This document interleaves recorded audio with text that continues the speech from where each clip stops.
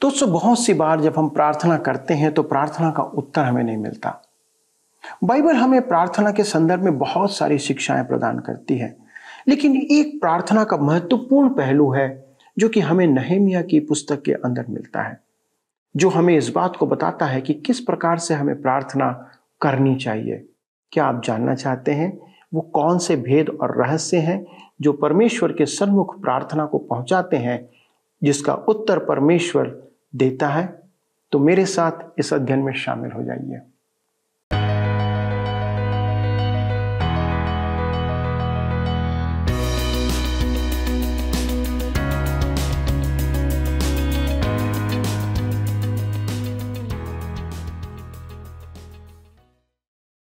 प्रिय मित्रों, Trans World radio India की ओर से आप सबको सप्रेम नमस्कार।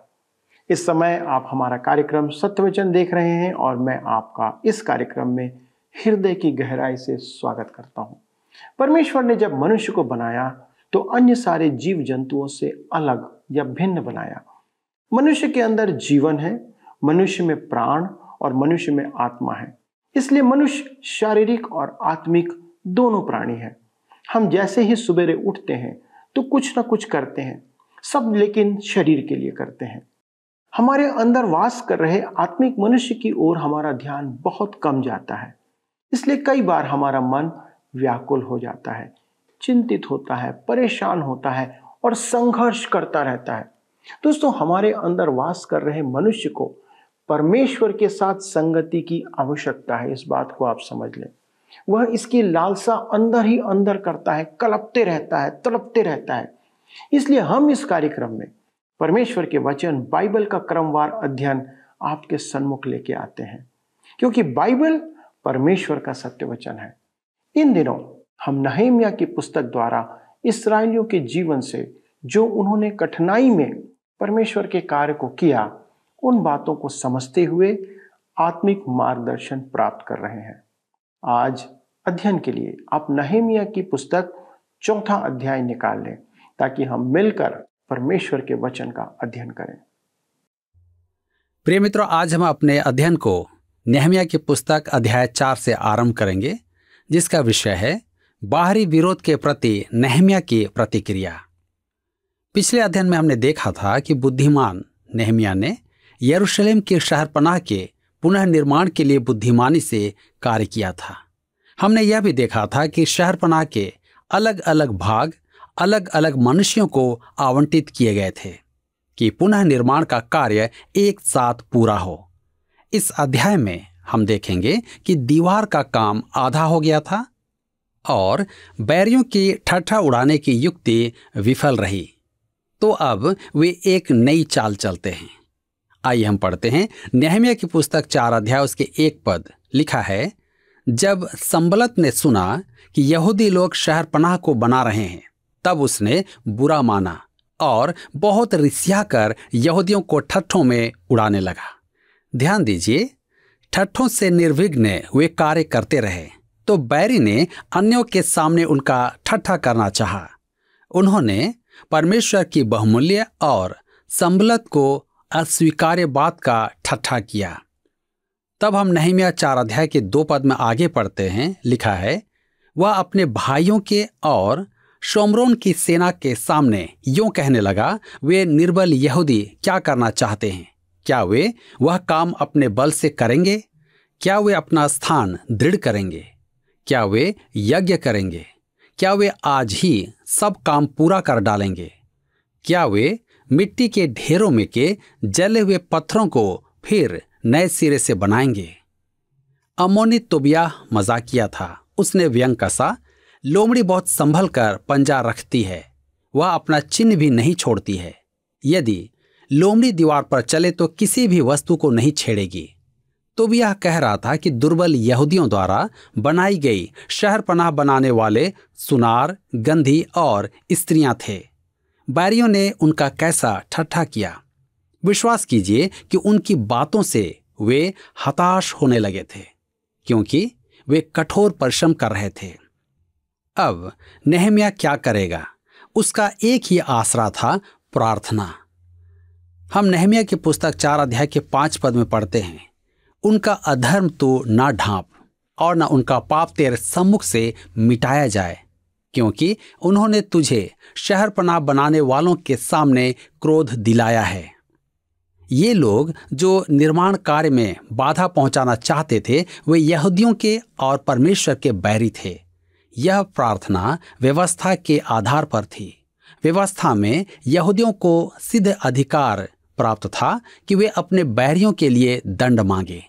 वे दंड की याचना करने में गलत नहीं थे। परमेश्वर ऐसा करना चाहता भी था। मित्रों, यह बदला नहीं है, परंतु प्रभु यीशु मसीह ने विश्वासियों के लिए इसमें परिवर्तन कर दिया है। आज हमें बदला लेने के लिए मना किया गया है। इफिसियों की पत्री 4 अध्याय के 32 पद में लिखा है, एक दूसरे पर कृपालु और करुणामय हो, और जैसे परमेश्वर ने मसीह में तुम्हारे अपराध क्षमा किए, वैसे ही तुम भी एक दूसरे के अपराध क्षमा करो। रोमियो के पत्री 12 अध्याय के 19 पद में पौलुस लिखता है, हे प्रियो, बदला न लेना, परंतु परमेश्वर के क्रोध को अवसर दो, क्योंकि लिखा है, बदला लेना मेरा काम है। प्रभु कहता है, मैं ही बदला दूंगा। कुछ बातें ऐसी होती हैं जिन्हें हमें परमेश्वर को सौंप देना चाहिए, वही बदला लेगा। यदि हम बदला लेते हैं तो इसका अर्थ यह हुआ कि हम विश्वास में दुर्बल हैं। मेरे विचार में कुछ बातें हमें स्वयं संभालनी होती है। धर्मशास्त्र में स्पष्ट है कि ऐसा समय भी आता है जब हमें झिड़की भी देनी पड़ती है। हम देखते हैं कि पौलुस कुरिन्थ के विश्वासियों से कहता है कि वे अपनी कलीसिया में अनर्थ बातों का स्वयं ही निवारण करें। दूसरा तीमुथियुस 4 अध्याय के 2 पद में पौलुस तीमुथियुस से कहता है, तू वचन का प्रचार कर, समय और असमय प्रचार कर, सब प्रकार की सहनशीलता और शिक्षा के साथ उल्हाना दे और डांट और समझा। उल्हाना देने का मूल अर्थ है पाप का बोध करवाना। डांटने का अर्थ है धमकी देना और समझा का अर्थ है ढाढ़स बंधाना। परमेश्वर की संतान को प्रभु की तलवार अर्थात वचन काम में लेना है। हमारे जीवन में भ्रष्ट एवं अनुचित बातों को तलवार से नष्ट करना है। टूटे हुए दिल पर मरहम भी लगाना है। समय आने पर डांटना भी आवश्यक है। परमेश्वर दया करे यदि प्रचारक इस संदर्भ में निष्ठा ना निभाए। आज के युग में मनुष्य कर्ण लुभावन शब्द बोलने वाले शिक्षकों को ग्रहण करता है। उन्हें सुंदर मनोहर शब्दों का प्रचार भाता है जिसका कोई लाभ नहीं। उन्हें उदासीनता और पाप का मर्म भेदी प्रचार अच्छा नहीं लगता है। यही कारण है कि अनेक कलीसियाओं, बाइबल आधारित कलीसियाओं में भी देने के लिए मधुर वचनों की अपेक्षा और कुछ नहीं है। यह सच है कि धर्मशास्त्र मधुर है, परंतु कहीं कहीं वह कड़वा भी है। अनेकों का यह मानना है कि धर्मशास्त्र की कड़वी बातें सुनना नहीं चाहिए। आगे हम देखते हैं व्यवस्था के अधीन। मेरे मित्रों, यहूदी बैरी को दंड देने की प्रार्थना कर सकते थे। हमें स्मरण रखना है कि परमेश्वर के बैरी उसके लोगों के बैरी होते हैं। तथापि परमेश्वर के जनों का जीवन केवल प्रार्थना करना ही नहीं है, वह आचरण एवं युद्ध भी है। इन लोगों ने क्या किया? नहमिया 4 अध्याय के 6 पद में लिखा है, हम लोगों ने शहरपनाह को बनाया और सारी शहरपनाह आधी ऊंचाई तक जुड़ गई, क्योंकि लोगों का मन उस काम में नित लगा रहा। नहमिया ने बैरी के ठट्ठों को अनदेखा किया और परमेश्वर से प्रार्थना की तथा निर्माण कार्य चालू रखा। इस प्रकार वे विरोधियों के उपहास पर जयवंत हुए। नहमिया 4 के 7 में आगे लिखा है, जब संबलत और तोबियाह और अरबियों, अम्मोनियों और अशदोदियों ने सुना कि यरूशलेम के शहरपनाह की मरम्मत होती जाती है और उसमें के नाके बंद होने लगे हैं, तब उन्होंने बहुत ही बुरा माना। जब बैरियों ने देखा कि उनका ठट्ठा और उपहास शहरपनाह के निर्माण में बाधा नहीं डाल पा रहे हैं, तब उन्होंने क्रोधित होकर दूसरी युक्ति निकाली। नहमिया की पुस्तक 4 अध्याय उसके 8 और 9 पद में हम पढ़ते हैं, और सबों ने एक मन से गोष्ठी की कि जाकर यरूशलेम से लड़ें और उसमें गड़बड़ी डालें। परंतु हम लोगों ने अपने परमेश्वर से प्रार्थना की और उनके डर के मारे उनके विरुद्ध दिन रात के पहरवे ठहरा दिए।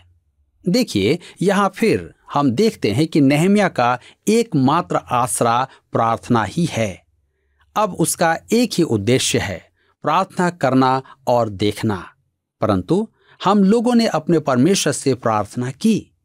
धार्मिक शब्दावलियों का उपयोग अच्छा है, परंतु तब जब हम उसके बाद कुछ करें। मैं ऐसे अनेक जनों को जानता हूं जो कहते हैं हम इस विषय में प्रार्थना करेंगे, परंतु मैं यह जानना चाहता हूं कि प्रार्थना करने के बाद आप क्या करेंगे। जब मैं कलीसियाई सेवा में था तब मैंने एक मनुष्य से कुछ करने को कहा, तो उसने उत्तर दिया, मैं इस विषय में प्रार्थना करूंगा। मैंने कहा, 1 मिनट, यदि आप इस बहाने नहीं कहना चाहते हैं तो सीधा सीधा मेरे मुंह पर मना कर दें, मैं किसी और को खोज लूंगा। मेरे विचार में तो आपको इस विषय में प्रार्थना करने की आवश्यकता नहीं है। अब आप कहेंगे या नहीं करेंगे। सच तो यह था कि वह करना नहीं चाहता था, वह मुझे टाल रहा था। मैंने किसी और को उस काम के लिए ढूंढ लिया। आज अनेक जन धार्मिक शब्दावलियों का दुरुपयोग करते हैं।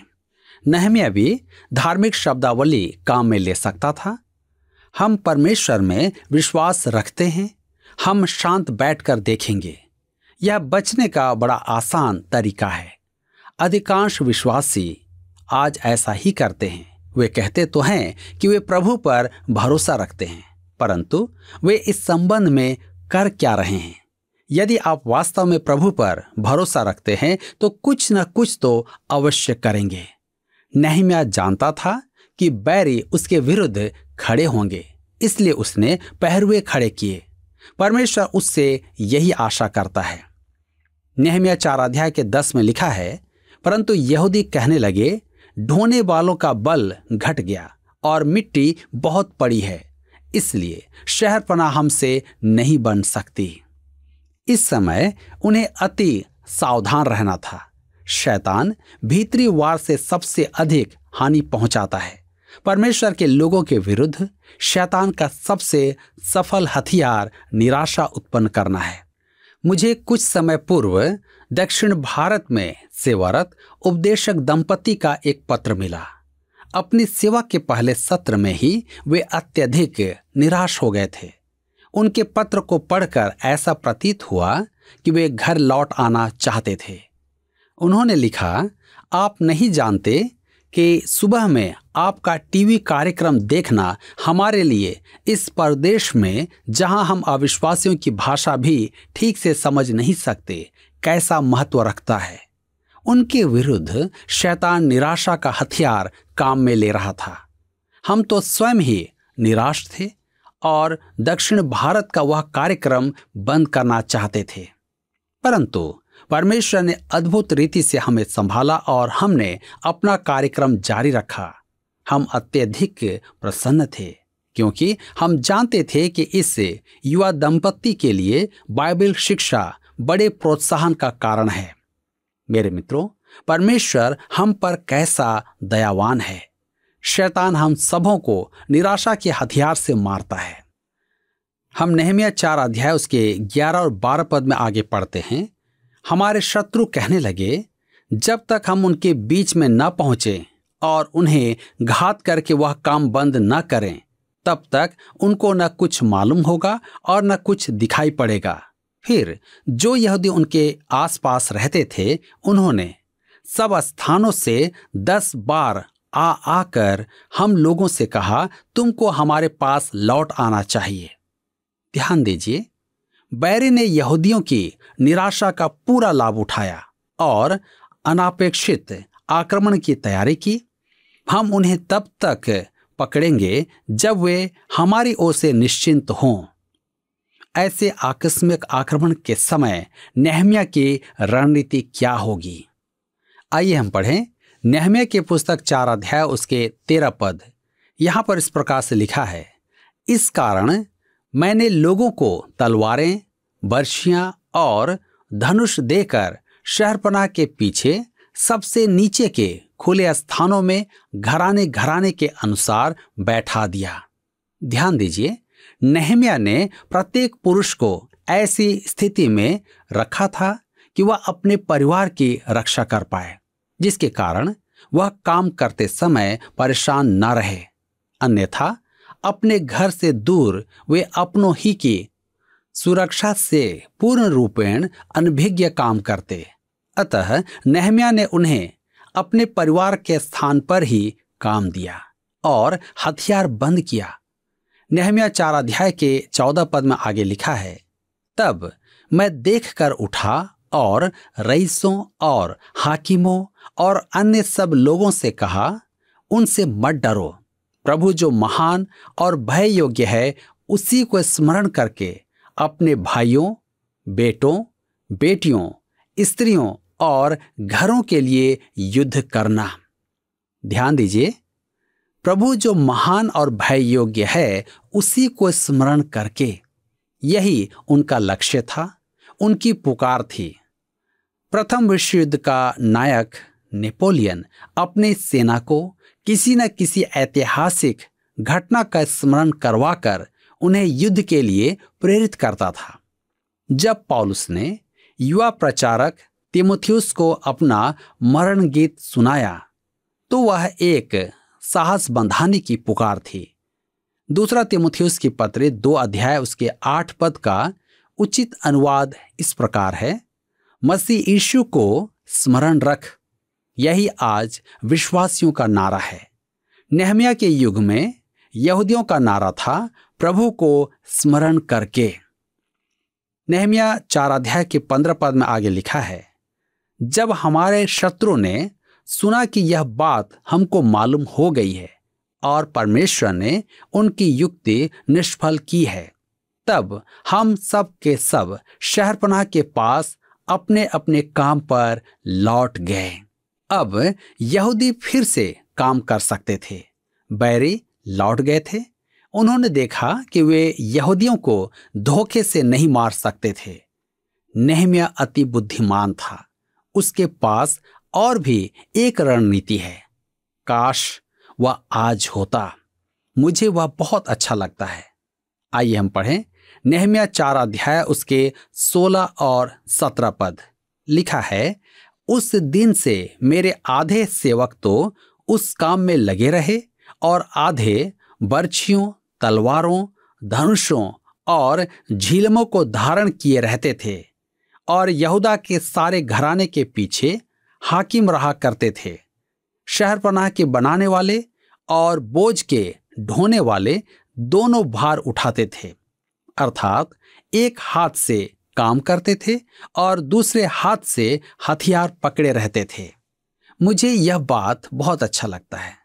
प्रत्येक कर्मी के एक हाथ में कन्नी और दूसरे हाथ में तलवार थी कि अपनी रक्षा कर पाए।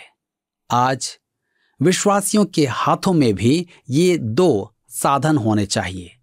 कन्नी हाथ में रखने का अर्थ है कि विश्वासी महापवित्र विश्वास में अपनी उन्नति करे। यह भीतरी पक्ष है। मैं उन लोगों से सहमत नहीं जो कहते हैं कि उद्धार पाते ही विश्वासी को गवाही देना आरंभ कर देना चाहिए। मेरे विचार में नए विश्वासियों को तत्काल ही सेवा में नहीं रखना चाहिए। उन्हें सबसे पहले व्यक्तिगत अनुभव से सीखना है कि यीशु उद्धार करता है, रक्षा करता है और संतोष प्रदान करता है। यह सुनना कि किसी ने कल या पिछले सप्ताह उद्धार पाया है, परंतु उससे 1 या 2 वर्ष बाद सुने कि उसने विश्वास में उन्नति की है। हमें उन्नति करना है। जी हाँ, हमारे हाथ में कन्नी होना है और दूसरे हाथ में आत्मा की तलवार भी। यह भी महत्वपूर्ण है। आत्मा की तलवार परमेश्वर का वचन है, जिसके द्वारा हम अपनी रक्षा करते हैं। हमें एक हाथ में कन्नी और दूसरे में तलवार पकड़नी है। मेरे मित्रों, वर्षों पूर्व स्पर्जन एक पत्रिका निकालते थे जिसका नाम था the sword and the trowel, तलवार और कन्नी। परमेश्वर का कैसा महान जन जो एक हाथ में कन्नी और एक हाथ में तलवार के समर्थकों का उदाहरण था। नहम्याह 4 अध्याय उसके 18 से 20 पद में लिखा है, राजमिस्त्री अपनी अपनी जांघ पर तलवार लटकाए हुए बनाते थे। नरसिंगे का फूंकने वाला मेरे पास रहता था, इसलिए मैंने रईसों, हाकिमों और सब लोगों से कहा, काम तो बड़ा और फैला हुआ है और हम लोग शहर पनाह पर अलग अलग एक दूसरे से दूर रहते हैं, इसलिए जिधर से नरसिंगा तुम्हें सुनाई दे उधर ही हमारे पास इकट्ठे हो जाना, हमारा परमेश्वर हमारी ओर से लड़ेगा। नहम्याह ने कहा, मैं चौकसी करूंगा, जब तुम तुरही का शब्द सुनो तो वहां एकत्र हो जाना, हम बैरी का सीधा सामना करेंगे। नहम्याह 4 के 21 में आगे हम पढ़ते हैं, यूं हम काम में लगे रहें और उनमें आधे पाँव फटने से तारों के निकलने तक बर्छियां लिए रहते थे। मेरे मित्रों, मैं नहीं जानता कि वे किसी मजदूर संघ के सदस्य थे, परंतु उन्होंने 8 घंटों से अधिक काम किया। वे सूर्योदय से आरंभ करके आकाश में सितारों के दिखने तक काम करते थे। मेरा विश्वास करें, प्रभु के काम में वे थक कर चूर हो जाते थे। नहम्याह 4 अध्याय उसके 22 पद में लिखा है, फिर उसी समय मैंने लोगों से यह भी कहा, एक एक मनुष्य अपने दास समेत यरूशलेम के भीतर रात बिताया करे, कि वे रात को तो हमारी रखवाली करें और दिन को काम में लगे रहें। दूर के स्थान यरीहो आदि से आने वालों से नहम्याह ने कहा, पास में ही रहना, क्योंकि हम चाहते हैं कि तुम लोग रात में चौकसी करो। नहम्याह 4 अध्याय के 23 पद में लिखा हुआ है, इस प्रकार न तो मैं अपने कपड़े उतारता था और न मेरे भाई, न मेरे सेवक, न वे पहरुए जो मेरे अनुचर थे अपने कपड़े उतारते थे। सब कोई पानी के पास भी हथियार लिए हुए जाते थे।